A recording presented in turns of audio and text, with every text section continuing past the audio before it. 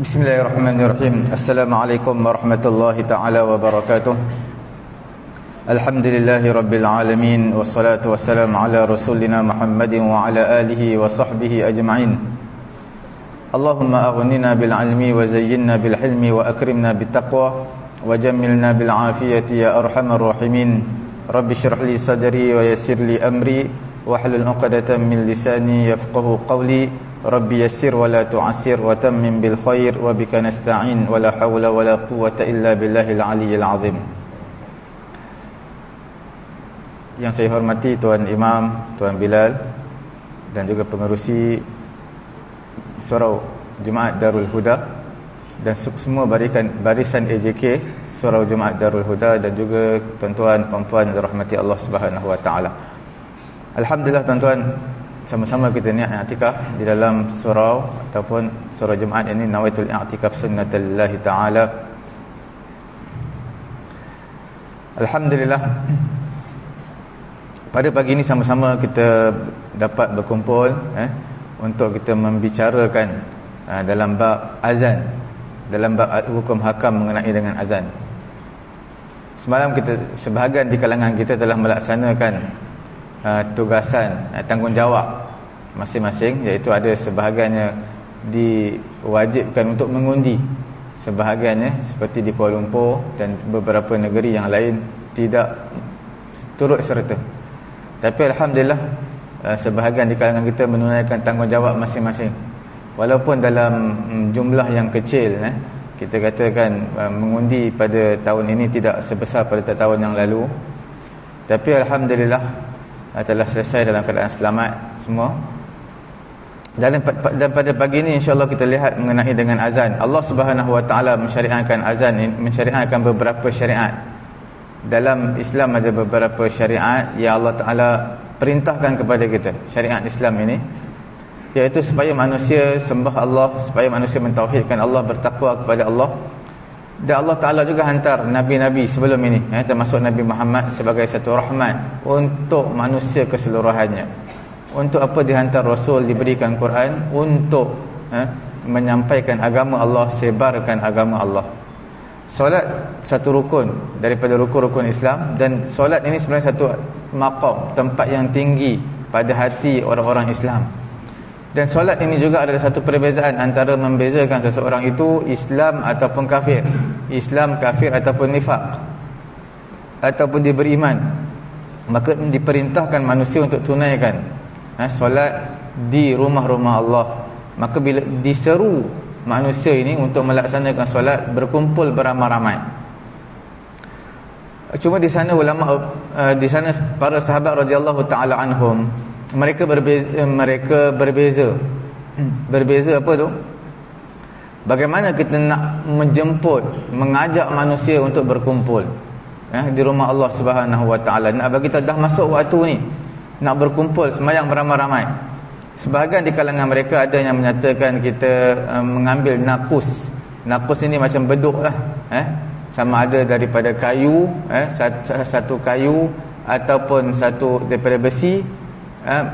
Maka dia ada lubang di tengah-tengah, kita panggil mempunyai rongga pada lubang di tengah-tengah.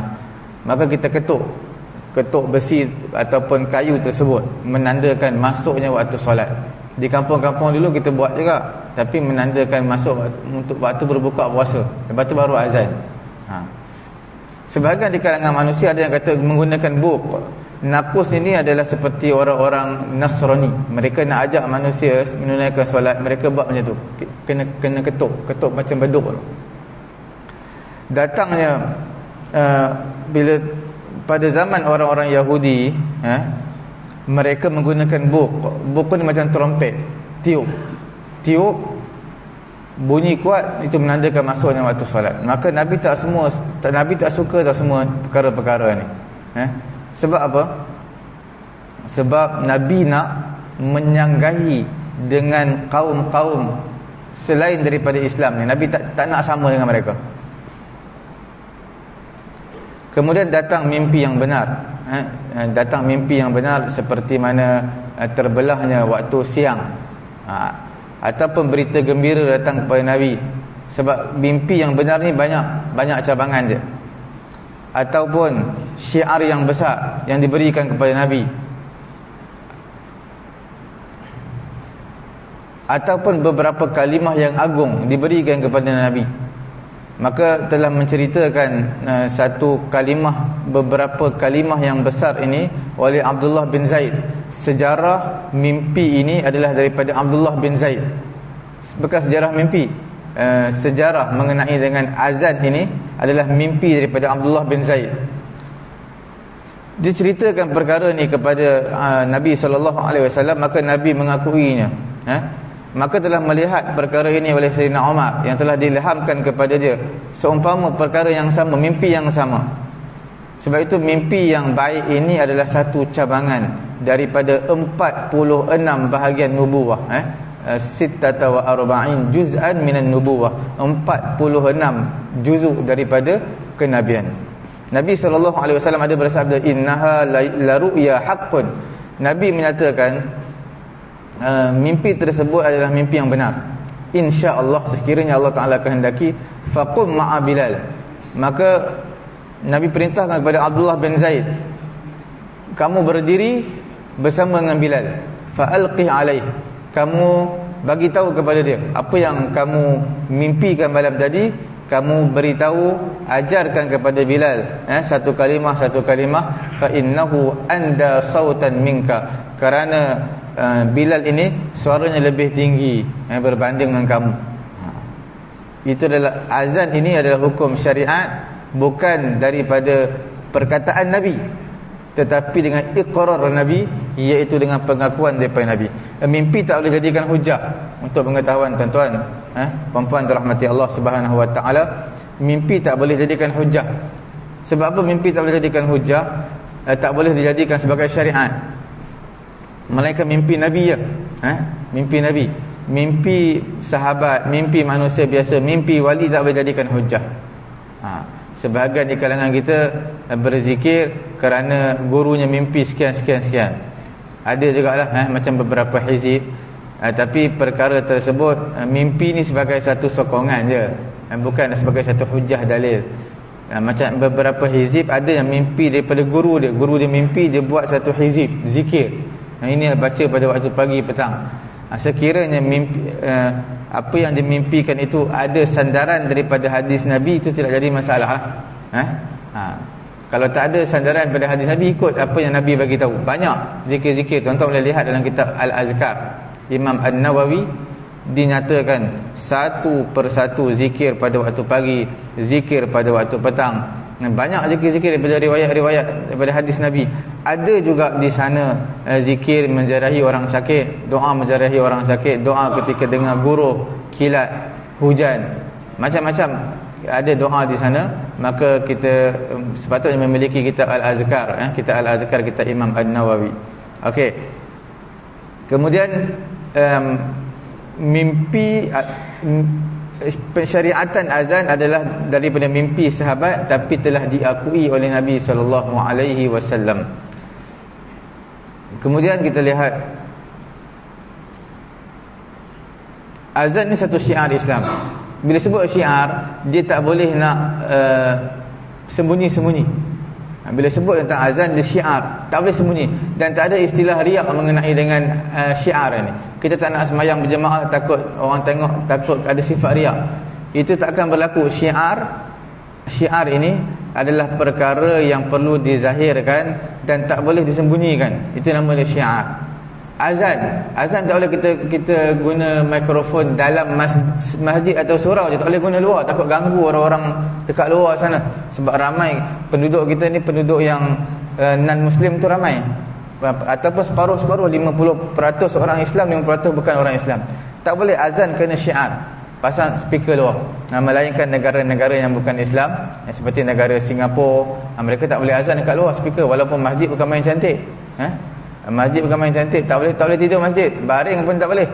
Sebab dia jaga sungguh. Tapi tak boleh azan dekat luar. Azan guna speaker dalam, semua speaker dalam. Kita dibenarkan, tak jadi masalah azan di luar. Yang cuma masalahnya kita ni, yang bukan syiar pun kita pasang luar. Itu yang menjadi sedikit pergaduhan, pertelingkahan dengan orang-orang yang bukan Islam. Yang syiar kita pasang luar, itu memang sepatutnya. Yang tak syiar pun kita pasang. Contohnya seperti semayang. Semayang bukan syiar, tak perlulah sampai nak pasang bagi satu taman dengar, satu flat 3-4 blok semua dengar.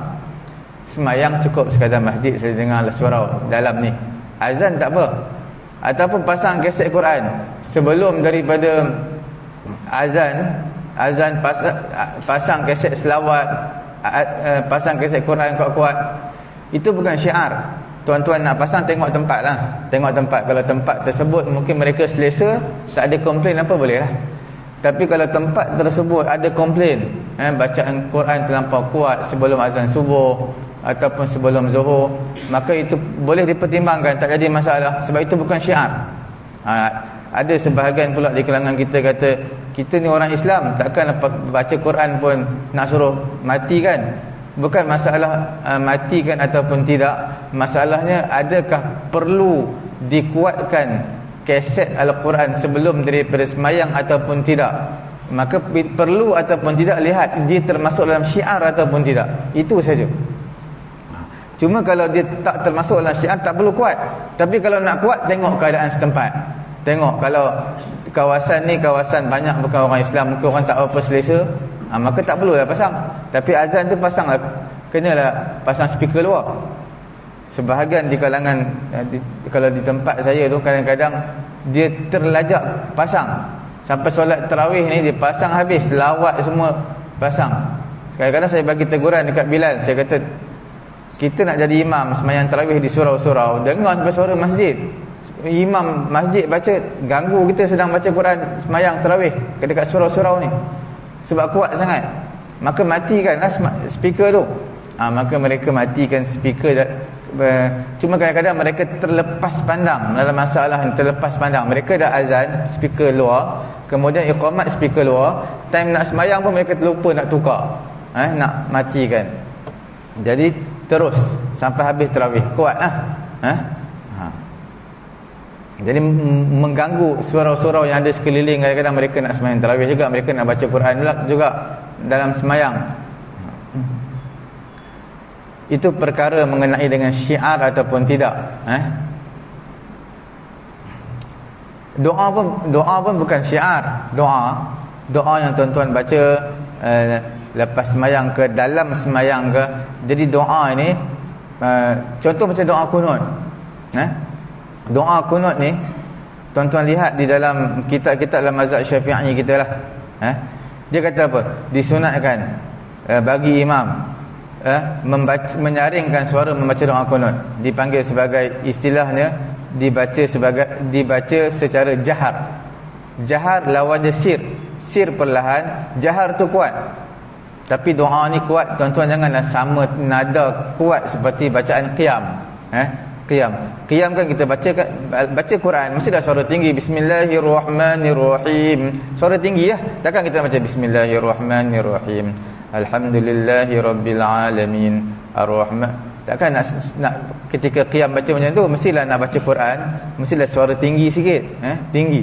Bismillahirrahmanirrahim, alhamdulillahirabbil alamin, tinggi.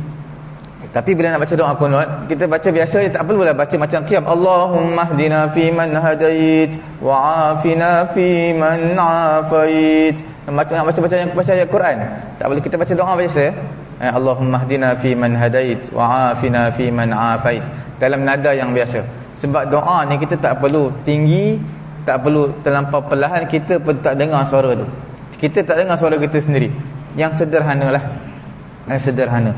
Jadi bila kita nak baca doa kunut, doa yang nada yang biasa, tak perlu seperti qiyam. Itu yang pertama. Kemudian yang keduanya, bukan kata doa kunut je, doa lepas sembahyang bersama. Baca lepas sembahyang, sebahagian di kalangan surau-surau, imam ni ketika qiyam dia letak pula mikrofon dekat bawah ni. Tapi lepas beri salam je, terus ambil mikrofon ni. Astaghfirullahalazim alladzi la ilaha illa huwal hayyul qayyum wa atubu ilaih. Terlampau kuat, rapat sampai mulut. Bila rapat ke mulut ni, dia akan ganggulah orang yang masbuk, yang sedang semayang. Kemudian bila orang yang sedang semayang tu pula berhadapan tiang, speaker bawah tiang, tak boleh nak baca. Suara imam terlampau kuat. Ya, sebab kalau tuan-tuan lihat semenjak zaman Nabi sampai semenjak zaman Nabi, zaman sahabat, zaman selepas sahabat dan zaman ulama-ulama salaf ni, tak ada pun satu riwayat ataupun cerita yang mereka berdoa ataupun berzikir secara berjemaah. Cuma riwayat daripada Abdullah bin Abbas dan juga seorang lagi sahabat Nabi, Abdullah bin Abbas dan juga Abdullah bin Zubair. Dua orang sahabat ni adalah menyatakan Nabi tinggikan suara wirid selepas solat. Itu semua sebagai ta'lim untuk mengajarlah. Sebenarnya hukum asalnya sehingga Imam Syafi'i sendiri pun hukum asalnya dalam wirid ataupun zikir selepas sembahyang ni, doa, semua sendiri-sendiri. Sebenarnya itu hukum asalnya lah. Cuma boleh dipertimbangkan sebab untuk meraihkan masyarakat Melayu ni, mereka kalau imam tak wirid, mereka tak nak wirid. Macam lepas sembahyang Isyak, tuan-tuan tengok, lepas sembahyang Isyak kita ni yang Nabi ajar kita apa, wirid lepas sembahyang macam biasa, man sabbaha lillah salasan wa salasin, kemudian siapa yang bertasbih 33 kali, wa hamdallah salasan wa salasin, bertahmid alhamdulillah 33 kali, kemudian wa kabbara salasan wa salasin, bertakbir 33 kali, kemudian la sekali la ilaha illallah wahdahu la syarikalah lahul mulku wa lahul hamdu wa huwa ala kulli syai'in qadir, maka diberikan ganjaran dihapuskan dosanya sebanyak buih di lautan, dosa-dosa kecil dia. Cuma kita bila mana perintah daripada ataupun arahan daripada Jabatan Agama Islam baca suratul Mulk, kita abaikan. Tak apa, Al-Fatihah terus bismillahirrahmanirrahim, tabarakalladzi biyadihil mulk. Itu pun bagus, itu pun dalam hadis juga mengenai baca surah Mulk selepas daripada sebelum tidur. Sebab Nabi takkan tidur, melainkan Nabi akan selesaikan dua surah Mulk dan juga surah Alif Lam Tanzil. Surah dipanggil surah Sejadah, Alif Lam Tanzil kitabil la raiba fihi mir rabbil alamin. Baru Nabi tidur, selesai dua surah ni. Jadi perkara-perkara ni semua baik, tapi cuma kita nak langkau satu bab, kita ambil bab lain untuk ringkas. Baca surah Mulk tak baca wirid lepas sembahyang. Sedangkan wirid lepas sembahyang perkara penting, memang perlu dijaga setiap kali lepas sembahyang. Sebahagian di kalangan imam kadang-kadang dia nak ringkas je. Dia ringkas macam mana? Astaghfirullahalazim, kemudian terus Al-Fatihah. Itu tidak jadi masalah. Imam tu kita pulang pada imam lah. Cuma nak bagi tahu makmum ni dia akan ikut imam. Itu masalah orang Melayu kita, dia akan ikut imam. Imam tak wirid, kita belakang boleh je wirid. Imam baca doa, kita tak boleh baca doa pun tak apa. Kita selesaikan wirid, lepas tu kita doa lah. Kalau kita nak doa sekali imam pun boleh, lepas tu kita wirid lah. Boleh. Cuma nak bagi tahunya orang Melayu kita, dia akan ikut imam. Dia akan ikut apa yang imam buat. Imam wirid, dia wirid. Imam panjang pun dia panjang. Imam sederhana pun dia akan sederhana. Kalau dia tak ada urusan apa-apalah. Hukum asalnya wirid sendiri-sendiri. Cuma untuk meraihkan masyarakat Melayu kita yang bergantung kepada imam 100%, terpaksalah dikuatkan suara sikit. Kemudian dalam kitab-kitab dalam mazhab Syafi'i, kalau tuan-tuan kita lihat kitab fiqh, disunatkan imam menyaringkan, dibaca secara jahar. Jahar ni apa? Baca kuat lah. Doa kunut. Doa kunut tu baca kuat. Sebahagian kitab disebut macam tu je, baca kuat atau baca secara jahar bagi imam. Selain daripada makmum dan juga yang sembahyang berseorangan. Orang yang sembahyang berseorangan, sembahyang yang menjadi makmum, tak perlu kuatkan suara. Baca sekadar telinga dengar je. Cuma membaca doa kunut disunatkan untuk menguatkan suara ini adalah daripada awal sehingga akhir. Sebab tak ada dalam kitab fiqh menyatakan disunatkan kuatkan suara, jaharkan doa kunut sebahagian. Memanglah kalau kita faham, disunatkan imam menguatkan doa kunut, maka dia baca doa kunut sampai mana? Allahumma hdina fi man hadait, sampailah waqina bi rahmatika syarra ma qadait, sampai itu doa kunut. Yang fa innaka taqdi, itu bukan lagi doa, tetapi itu adalah dipanggil sana, pujian. Sebab tu sebahagian di kalangan orang Melayu kita, dia akan faham dalam kitab fiqh menyebutkan disunatkan bacaan jahar doa kunut pada solat subuh bagi imam.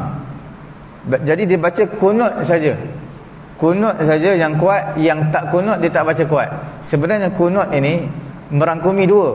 Satu dipanggil sebagai doa, satu dipanggil sebagai pujian as-sana. Jadi fa innaka taqdi wa la yuqda alaik wa innahu la yazillu man walait. Itu semua adalah pujian sana.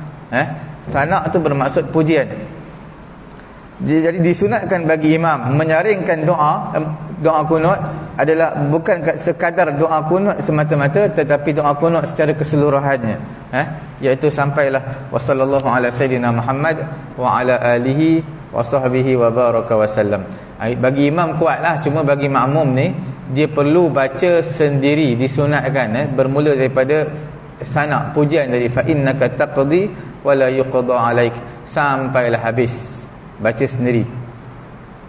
Ataupun nak diam pun boleh, tak nak baca apa-apa pun tak apa bagi makmum. Bagi imam disunatkan, bukanlah wajib. Sebab doa kunut tak ada yang wajib. Doa kunut tak ada yang wajib. Doa kunut adalah sunat je. Okey. Kemudian dalam kalimah lafaz takbir Allahu Akbar bermaksud Allah Maha Besar. Allah Maha Besar terhadap berbanding setiap sesuatu.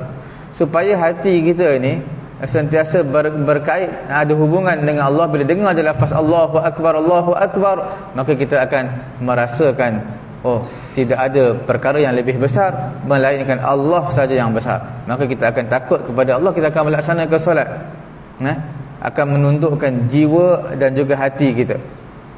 Asyhadu an la ilaha illallah, aku bersaksi tiada Tuhan melainkan Allah. Ini kalimah tauhid, syiar kepada orang yang mempunyai kalimah tauhid. Dia tidak akan melakukan syirik sama ada perbuatan, i'tiqad ataupun perkataan. Kemudian asyhadu anna Muhammadar Rasulullah, aku bersaksi Muhammad itu adalah Rasul Allah. Dia bersaksi, orang Islam ni akan bersaksi. Yang membezakan dengan selain daripada orang Islam, dia beriman kepada Rasulullah. Sebab orang yang beriman kepada Allah tak beriman kepada Rasul, kafir juga. Kafir juga, dia kena beriman kepada Allah, beriman kepada Rasul.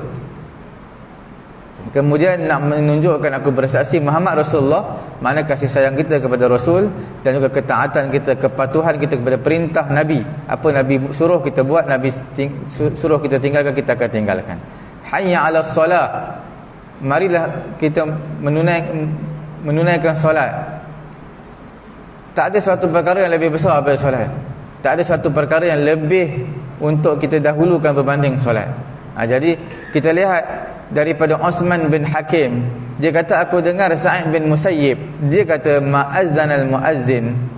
Aku mendengar Sa'id bin Musayyib berkata ma'azzanal muazzin munzu salasin sanah illa wa ana fil masjid. Aku dengar Sa'id bin Musayyib, ketua di kalangan tabi'in, dia kata apa? Muazzin tidaklah muazzin melaungkan azan semenjak 30 tahun yang dulu, melainkan aku akan berada di masjid. Maknanya sebelum daripada azan, muazzin laungkan azan, aku ada dalam masjid. 30 tahun aku buat macam ni. Diriwayatkan daripada Abdul Rahman bin Amir bin Rabi'ah bin Yazid, dia kata ma'azan al-muazzin li salati zuhur munzu 40 sanah illa wa ana fil masjid illa an akuna maridan aw musafiran. Daripada Abdul Rahman bin Amir, daripada Rabi'ah bin Yazid, dia kata muazzin tak melaungkan azan untuk solat zuhur semenjak 40 tahun yang lalu, melainkan aku pada ketika itu, Rabi'ah bin Yazid kata, aku pada ketika itu akan berada di masjid. Melainkanlah kalau aku sakit, dia kata, ataupun aku musafir, itu cerita lain. Kalau tak, aku memang ada di masjid sebelum azan. Ini akhlak ulama-ulama terdahulu, sebelum daripada azan mereka dah ada masjid. Ini sifat orang beriman. Sebab azan ni adalah memberi peringatan, memberi peringatan kepada orang-orang yang lalai. Jadi kita tak orang lalai, kita kena datang sebelum daripada masjid. Kita dah tahu masuk waktu pukul berapa. Okey. Hayya 'alas solah, marilah menunaikan solat. Dengan solat ni kita mampu untuk menunaikan zakat, dan juga kita mampu untuk meraih kebahagiaan dunia dan juga akhirat. Dan dengan solat juga akan menolak bala, musibah, azab, akan menarik rezeki daripada Allah Subhanahu Wa Taala. Itu semua dengan bantuan solat. Solat. Hayya 'alal falah. Hayya 'alal falah ni, orang yang azan akan seru hayya 'alal falah setiap kali azan. Marilah menuju kejayaan. Sebab falah, hayya 'alal falah, menuju kejayaan. Kalau tuan-tuan sabdukan hayya 'alal falah, falah maknanya pekebun. Pekebun ataupun petani. Jadi dalam bahasa Arab ni kita salah sebut, tambah sabdu jadi makna lain. Falah, hayya 'alal falah, falah marilah menuju kejayaan. Hayya 'alal falah, marilah kita menuju kepada pekebun falah. Sama juga tuan-tuan lepas sembahyang, ghairil maghdubi 'alaihim waladdallin.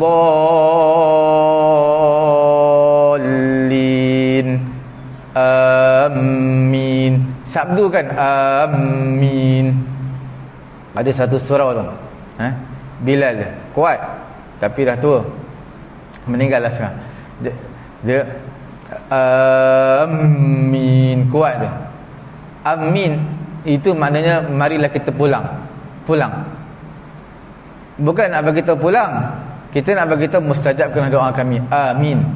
Amin dia boleh baca dua, sama ada amin atau pendek amin, ataupun panjangkan amin, boleh juga. Tapi kalau amin sabdu, mim tu sabdu, amin, itu makna lain. Dalam bahasa Arab tuan-tuan janganlah tambah makna ke, jangan tambah sabdu ke apa, sebab sebahagian di sebahagian tempat, sebahagian kalimah tambah sabdu jadi makna lain. Jadi boleh membatalkan solat sebab kita masukkan kalimah luar yang bukan Quran, yang bukan, walaupun amin tu ada dalam Quran, amin wala amin dalam surah Al-Maidah ayat kedua. Ya ayyuhalladzina amanu la tuhillu sya'airallah wala syahrul haram wala hadiya wala qalaida wala aminal baitul haram. Mereka tak pergi ke Baitullah. Itu makna amin, pergi, menuju atau pulang. Jadi bila sebut amin, itu bukan makna mustajabkan doa kami. Mustajabkan doa kami tanpa sabdu. Sabdu berubah makna. Tapi jangan, ada juga yang ada sabdu, tuan-tuan buang sabdu jadi ubah makna juga. Contohnya iyyaka na'budu wa iyyaka nasta'in. Tuan-tuan baca iyyaka na'budu wa iyyaka nasta'in, jadi makna lain. Sebab dia dalam Fatihah ada benda yang tak mengubah makna, tu tak batal solat. Kalau perkataan yang kita baca mengubah makna, maka itu, perkara tersebut membatalkan Fatihah dan juga solat kita. Macam mana kita nak tahu mengubah makna ke tidak? Tengoklah. Kalau tuan-tuan search dalam Google, ada tak makna ni? Kalau ada dalam bahasa Arab, batal. Kalau tak ada makna, tak batal, cuma bacaan tadi haram lah, sebab bacaan tak betul.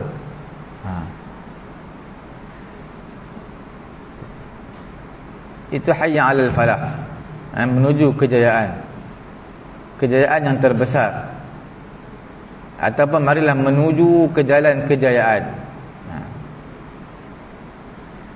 Sebab seseorang hamba tidak akan kecewa, tidak akan berduka cita dan juga hampa dengan sebab menunaikan solat. Itu tidak akan berlaku. Okey. Sekarang kita lihat mengenai dalam bab azan. Bila disebut tentang bab azan dari sudut bahasanya, apa makna azan? Azan ni makna memberitahu.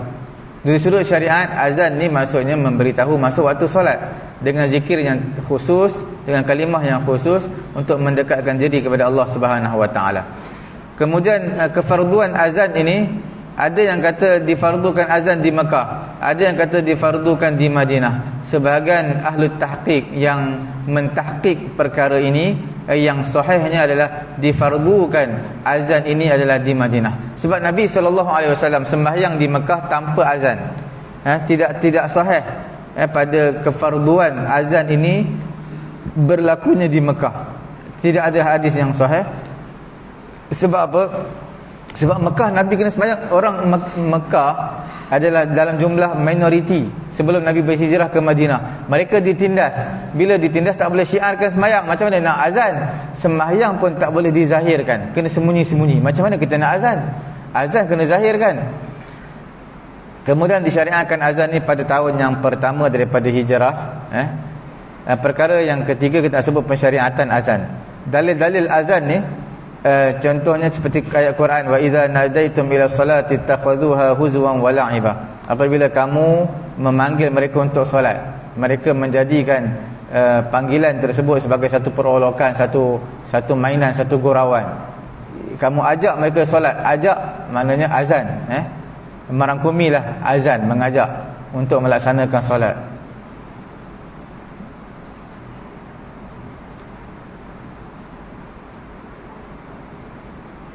Idza nudiya lis-salati min yaumil jumu'ati fas'au ila dzikrillahi wa zarul bai'. Apabila diseru untuk solat. Diseru ni makna azan azan Jumaat. Dalam hadis sangat banyaklah. Dan kita tengok daripada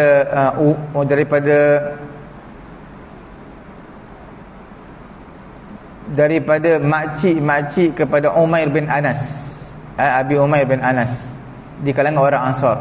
Dia kata Nabi SAW mengambil berat untuk solat. Bagaimana nak dikumpulkan manusia? Dikatakan kepada Nabi, insab rayatan inda huduri salah. Ketika masuk waktu solat, kita pegang bendera depan masjid, bagi tahu dah masuk waktu solat ni. Fa idza ra'awha adana ba'dhum ba'dan. Bila mana mereka melihat ada bendera, mereka akan sebarkan sesama mereka. Bendera telah dipacakkan, mana dah masuk waktu solat. Nabi tak suka perkara ni. Nabi tak suka. Sebab apa Nabi tak suka? Sebab dia sama macam tadi, pukul beduk tadi ataupun tiup trompet. Sebab dia macam menyerupai agama yang lain. Sebab Ziyad rahimahullahu ta'ala beritahu, dia adalah syuburul Yahud. Syubur ni maknanya macam syiar bagi orang-orang Yahudi juga. Pacakkan bendera. Nabi tak suka. Wa qala huwa min amril Yahud. Maka Nabi kata dia di kalangan budaya orang-orang Yahudi lah. Disebutkan kepada Nabi naqus, macam ketuk beduk tadi, kayu yang melintang, kayu ketuk dia. Nabi kata huwa min amrin nasara. Itu adalah budaya ataupun cara agama orang-orang Nasrani. Fansarafa Abdullah bin Zaid. Maka Abdullah bin Zaid wa huwa muhtam li hammi Rasulillah, maka dia pergi berjumpa dengan Nabi dan dia memperlihatkan azan yang dilihat dalam mimpi dia kepada Nabi. Dia ceritakan, qala faqada ala Rasulillah fa akhbarahu. Dia kata, aku pergi berjumpa Nabi, aku ceritakan kepada Nabi. Maka pada ketika itu dia kata, ya Rasulullah, inni labaina naim wa yaqzan. Ketika mana antara tidur dan juga sedar, dia antara dua. Nak kata tidur pun tak tidur, nak kata sedar pun tak sedar. Pada ketika itu, iz atani atin fa arani al-azan, fa arani al-azan. Tiba-tiba datang kepada aku, ada orang yang datang, dia memperdengarkan dan memperlihatkan kepada aku azan. Maka pada ketika itu, wa kana Umar ibn al-Khattab qad ra'ahu qabla zalik. Sayyidina Umar ibn al-Khattab sebenarnya telah mimpi perkara yang sama sebelum tu. Cuma Sayyidina Umar telah sembunyikan mimpi itu selama 20 tahun. Bila Abdullah bin Zaid cerita, barulah Sayyidina Umar tergambar di fikirannya. Qala summa akhbara an-nabi. Kemudian dia bagi tahu kepada Nabi. Maka Nabi kata, ma mana'aka an tukhbirani. Maka pada ketika itu Nabi bagi tahu kepada Umar ibn al-Khattab, sebab apa kamu tak bagi tahu aku pun sebelum ni, kamu tak cerita kepada aku? Apa yang menyebabkan kamu tak nak cerita kepada aku? Maka Sayyidina Umar kata, sabaqani Abdullah bin Zaid. Abdullah bin Zaid dah cerita kepada kamu, aku tak sempat cerita lagi. Fastahyaitu, maka aku berasa malu. Maka Nabi SAW menyatakan, ya Bilal, qum fanzur ma ya'muruka bihi Abdullah bin Zaid faf'al. Wahai Bilal, bangun, kamu ikutlah Abdullah bin Zaid. Abdullah bin Zaid akan ajarkan kepada kamu macam mana azan dia. Maka Bilal pun azan.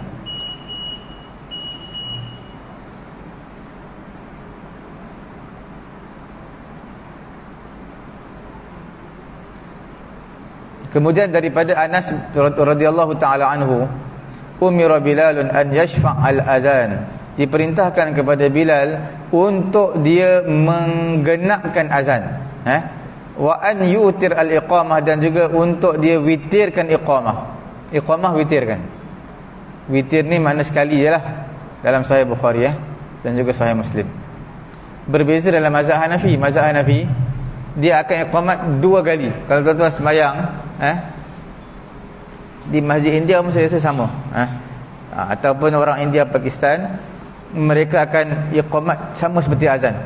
Kalau dengan iqamat Allahu akbar Allahu akbar Allahu akbar Allahu akbar, asyhadu an la ilaha illallah asyhadu an la ilaha illallah asyhadu anna muhammadar rasulullah asyhadu anna muhammadar rasulullah, itu iqamat dia. Jangan kita pelik, iqamat dia genap macam azan, kita adalah ganjil.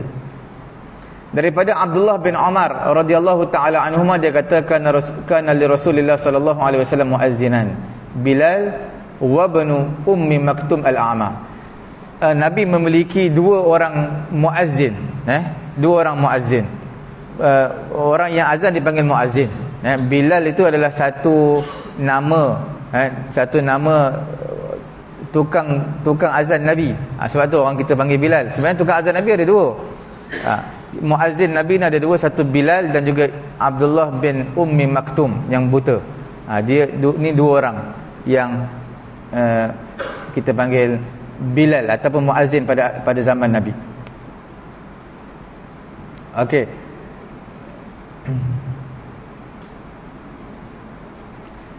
Kita lihat sikit lagi mengenai dengan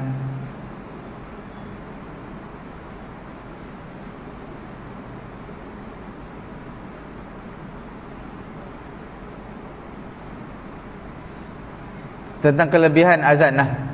Kelebihan azan. Jadi ada banyak kelebihan. Kelebihan imam ni jarang-jarang kita dengar. Imam ada kelebihan pun dalam beberapa hadis dia. Tapi Bilal ni banyak. Di antaranya adalah ahsanul qaul wa da'wah ila Allah. Perkataan dakwah yang paling baik adalah azan. Wa man ahsanu qawlan mimman da'a ila Allah wa 'amila salihan wa qala innani minal muslimin. Tak ada yang lebih baik perkataan berbanding mengajak kepada Allah Ta'ala. Ada ulama menyatakan azan. Dikatakan turun ayat ni untuk muazzin. Yang keduanya, muazzin ini atwalun nas a'naqan yaumal qiyamah. Tengkuk ada panjang pada hari kiamat. Al muazzinuna atwalun nas a'naqan yaumal qiyamah. Iaitu Muawiyah radhiyallahu taala anhu menyatakan, Nabi SAW bersabda, orang yang azan tengkuk ada panjang pada hari kiamat. Cuma tuan-tuan jangan samakan dengan kehidupan dunia. Kehidupan dunia tengkuk panjang ni macam cacat lah, dipanggil aib. Apa tengkuk panjang pada orang ni? Tuan-tuan tak boleh samakan, kerana perkara ini bila mana berada di akhirat nanti, dia satu sudah culture dah berbeza. Tengkuk yang panjang ni dipanggil satu kemasyhuran, semua orang kenal. Macam tuan-tuan pergi dekat negeri kawasan pedalaman negeri Sarawak, Dayak ke mana ke, tuan-tuan lah, telinga apa panjang sangat sampai ke bahu ni, ataupun sampai ke perut ni, telinga panjang. Tuan-tuan bila masuk kawasan dia rasa bangga telinga panjang. Tapi bila pergi kawasan kita, rasa benda tu macam perkara yang pelik, macam cacat. Tapi bagi mereka bangga. Itu di kehidupan dunia dah nampak berbeza. Cuma ulama berbeza di sini, adakah yang dimaksudkan dengan hadis orang yang azan ni tengkuknya panjang pada hari kiamat, adakah tengkuk tu betul-betul panjang secara hakikatnya, ataupun itu adalah perkataan majaz? Majaz ni maksudnya bukan tengkuk panjang, tapi menunjukkan satu makna yang lain, yang dia bermaksud menjadi ketua ataupun mendapat kemasyhuran di akhirat nanti. Ada yang menyatakan maksudnya adalah majaz, ada yang menyatakan itu maksud hakikat. Jadi ada 2 pandangan di kalangan ulama. Perkara yang ketiga, orang yang azan dia akan menjadi saksi. Suara dia sejauh mana suara dia sampai, manusia ke dengar, jin ke dengar, akan menjadi saksi terhadap suara dia yang melaungkan azan. Daripada Abdul Rahman bin Abi Sa'sa'ah, daripada ayahnya, bahawasanya dia telah memberitahu ayahnya telah memberitahu kepadanya, bahawasanya Abu Sa'id Al-Khudri radhiyallahu taala anhu, dia telah berkata, Abu Sa'id Al-Khudri berkata kepada dia kata apa, inni araka tuhibbul ghanam wal badiyah, fa idza kuntu fi ghanamika aw badiyatika fa azantu lis-salah farfa' sautaka bin nida. Aku melihat kamu ni, kamu suka duduk dekat kawasan-kawasan kambing, kawasan-kawasan pedalaman, kawasan kampung. Fa iza kunta fi ghanamika, bila mana kamu berada di kawasan kambing kamu ataupun di kawasan pedalaman perkampungan kamu, fa azanta lis-salat, kamu azan untuk melaksanakan solat. Farfa' sautak, angkatlah suara kamu dengan seruan azan tersebut, kerana la yasma'u mada sautil muazzin, kerana suara muazzin ini, sejauh mana suara dia sampai, sama ada jin ataupun manusia yang dengar, semuanya akan menjadi saksi kepada kamu, kepada suara kamu pada hari kiamat nanti. Abu Sa'id Al-Khudri periwayat hadis ni kata, aku mendengar ini daripada Nabi SAW. Kemudian perkara yang keempatnya, azan ni sebab untuk pengampunan dosa. Sebab Nabi SAW menyatakan, man azzana sab'a sinin muhtasiban kataballahu lahu bara'atan minan nar. Siapa yang azan dah 7 tahun, dia kerja muazzin azan 7 tahun, maka pekerjaan dia tak mengharapkan apa melainkan redha daripada Allah Subhanahu Wa Taala, maka ditulis bagi dia pembebasan daripada api neraka Allah Subhanahu Wa Taala. Perkara yang kelima, muazzin ini akan diampunkan baginya dosanya sejauh mana suaranya dengar. Wa yashhad lahu kullu radabin wa yabis, setiap objek ataupun perkara yang kering ataupun basah, sama ada tumbuh-tumbuhan yang hidup ataupun mati, yang mendengar azan dia akan menjadi saksi, dia akan mendoakan keampunan kepada orang yang melaungkan azan. Nabi SAW bersabda daripada hadis riwayat Abu Hurairah, wal muazzinu yughfaru lahu, diampunkan dosa baginya sejauh mana suaranya sampai. Wa yashhadu lahu kullu ratabin wa yabisin, setiap perkara ataupun objek yang basah, makhluk yang basah ataupun yang kering, sama ada yang tumbuhan yang hidup ataupun mati, semua akan menjadi saksi kepada orang yang azan. Perkara yang keenam, iaitu istihbab al-munafasah. Azan ini antara dalam hadis Nabi adalah digalakkan untuk berlumba-lumba melaungkan azan, sebab kelebihan yang besar dalam azan ini. Daripada Abu Hurairah radhiyallahu taala anhu, Nabi SAW bersabda, "Lau ya'lamun nas ma fi nida was saffil awwal thumma lam yajidu illa an yastahimu alaihi lastahamu alaihi." Nabi kata, kalau manusia tahulah kelebihan azan, kelebihan duduk saf yang pertama, mereka tak akan dapati manusia pada ketika itu, melainkan mereka akan mencampur undi untuk melaungkan azan ataupun duduk saf yang pertama, sebab kelebihan dia besar. Ini bagi yang tak ada yang tak ada muazzin yang tetap lah. Kalau ada muazzin yang rotib, yang tetap, tak boleh kita ambil tempat dia pula. Semata-mata kita berdalilkan hujah ni. Perkara yang ketujuh, syaitan akan lari kerana azan. Syaitan akan lari kerana azan. Bila tuan-tuan rasa bila muazzin azan, syaitan lari. Tapi bila imam naik, syaitan datang balik. Muazzin azan, syaitan lari terkentut-kentut, lari sampai tak dengar suara muazzin ni. Tapi bila imam start Allahu Akbar, syaitan datang balik. Datang tu sampai imam pun tak tahu rakaat zuhur dia 3 ke 4. Mana syaitan dah datang kat dia. Okey, dan azan adalah menghalau syaitan. Syaitan akan lari terkentut-kentut, lari sejauh yang mungkin sampai tak dengar suara azan. Tuan-tuan, kalau ada gangguan dekat rumah pun sama juga. Dekat rumah ada gangguan, azan lah. Azan. InsyaAllah hilang gangguan tersebut. Nak lebih selamat lagi, tuan-tuan, azan 4 penjuru. 4 penjuru dalam tu. Dalam rumah tuan-tuan 4 penjuru azan. Tuan-tuan pagar rumah tuan-tuan dengan melaungkan azan. Kalau susah juga, kalau nak baik lagi, kalau rumah kawasan bawah 4 penjuru dalam azan, 4 penjuru luar azan. Supaya tak ada gangguan rumah. Selalu rumah yang lama ditinggalkan, Kalau jenis yang rumah tu keras, tuan-tuan azan. Banyak kali azan. Setiap kali azan. Tapi bukan azan semayang fardu kat rumah. Semayang fardu kat masjid seolah-olah cuma azan je. Sama juga, saya bila anak kecil saya menangis 2-3 pagi, nangis yang tak tahu sebab, tak tahu punca. Kita bangun tidur, azan terus, Allahu Akbar, azan. Nampak menangis lagi, azan lagi, Allahu Akbar, sampai dia diam. Azan je, azan. Gangguan-gangguan tu selalunya akan hilang lah. Tapi tuan-tuan akan tengok juga anak kecil ni kadang-kadang perut dia mungkin perut dia masuk angin ke apa.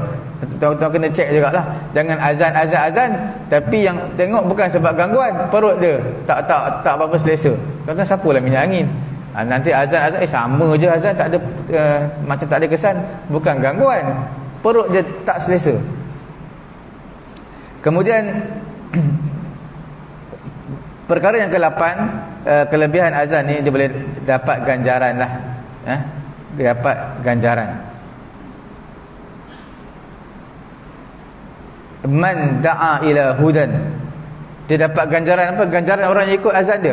Contohnya bila dia azan, dia akan sedarkan berapa banyak rumah yang ada ni, berapa banyak unit rumah yang ada, bukan kata puluhan, ratusan, bahkan ribuan yang ada rumah sekeliling ni. Dia akan sudah masuk waktu zuhur, jadi siap-siap nak semayang. Kalau dia semayang datang masjid, lagi banyak pahala Bilal. Kalau semayang kat rumah pun dah pahala dah, mengingatkan dia. Datang pula ke masjid, ke surau, maka lagi banyak pahala dia. Dia menjadi sebab untuk ingatkan orang datang ke masjid. Okey.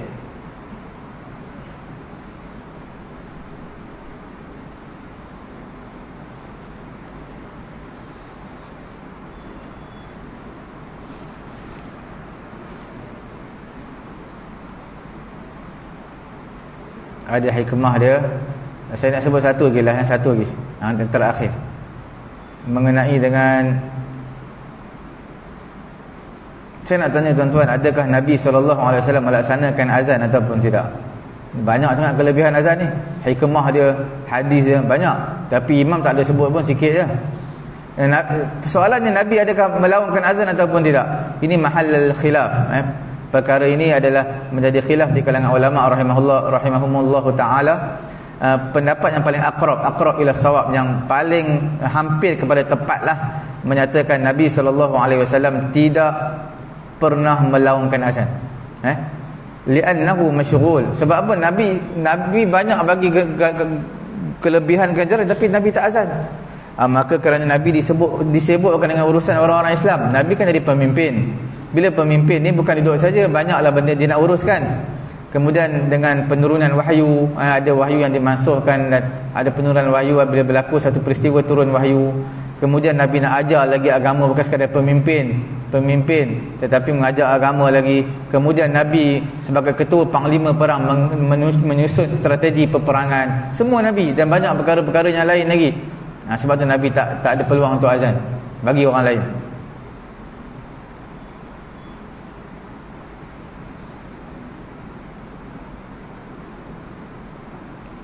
Dan disunatkan orang yang dengar azan, dia tak bangun daripada azan untuk pergi tempat lain, sebab dia menyerupai syaitan.